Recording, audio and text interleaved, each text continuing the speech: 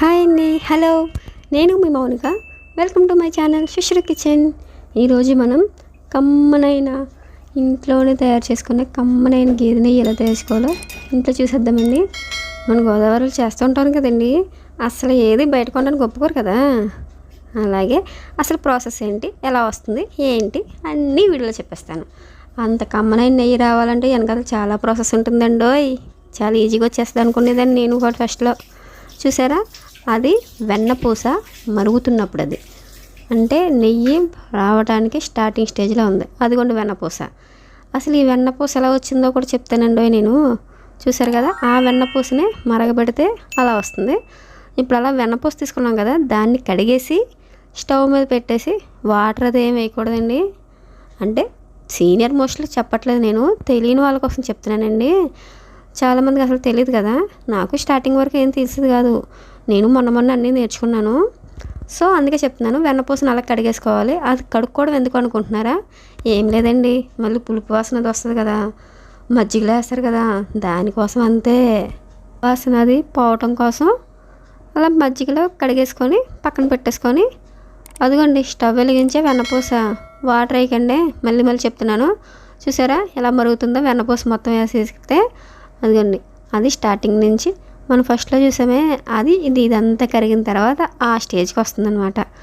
ఇంకా నెక్స్ట్ చూసేయండి ఆ నెక్స్ట్ ప్రాబ్లం కూడా. ఇప్పుడు అసలు ఈ వెన్నపూస ఎలా తీస్తాం అనేది మీకు నేను చెప్తున్నాను. పెరుగు తోడు పెట్టుకుంటాం కదండి, అదిగోండి ఆ పెరుగు పైన మీగడ పాలు మనం మరగబెట్టేసుకొని చల్లార్చుకుంటాం కదా, ఒత్తిగా మీగడ పడుతుంది.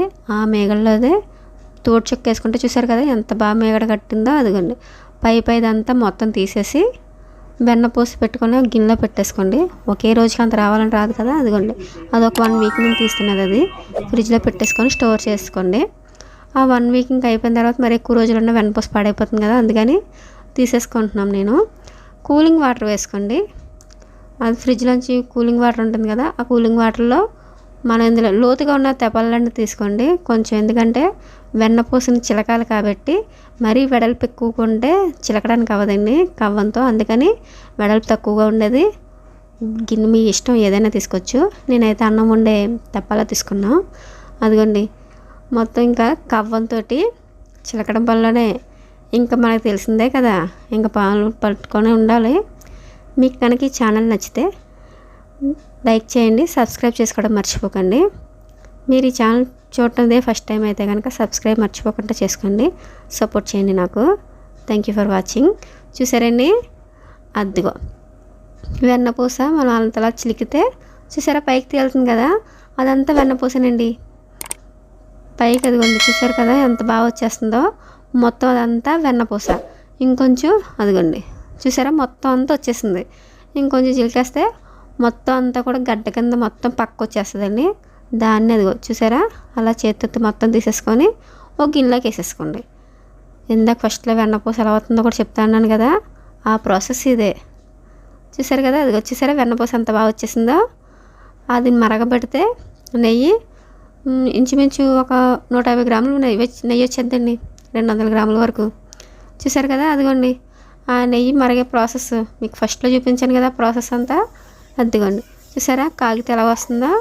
సో మనకి నెయ్యి మరుగుతున్నప్పుడు కూడా మంచి స్మెల్ వస్తుందండి, దాన్ని ఎంజాయ్ చేయండి. మన ఇంట్లో నెయ్యి మరుగుతుందని అందరికీ తెలుసుకోండి.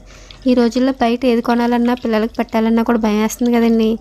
సో అదేదో ఇంట్లో పాలు కొనేసుకొని కొంచెం పెరుగు ఎలాగా తోడు పెట్టుకుంటాం కదా, దాని నుంచి వెన్నపూస తీసుకొని చేసేసుకుంటే నాకైతే నేనైతే ఇదే బెస్ట్ అనిపించి ఇదే చేస్తున్నానండి. మరి మీరు కూడా అలా చేసేయండి, ఎందుకంటే ఏదైనా హెల్త్ పడే కంటే బెస్ట్ కదా.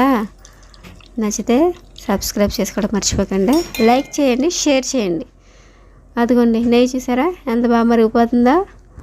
అంతే, ఎంతో కమ్మనైన నెయ్యి రెడీ. అదిగోండి నెయ్యి మొత్తం రెడీ అయిపోయింది. మీరు ఈసారి చూసుకొని సర్వ్ చేసేసుకోవడం అండి. Thank you for watching.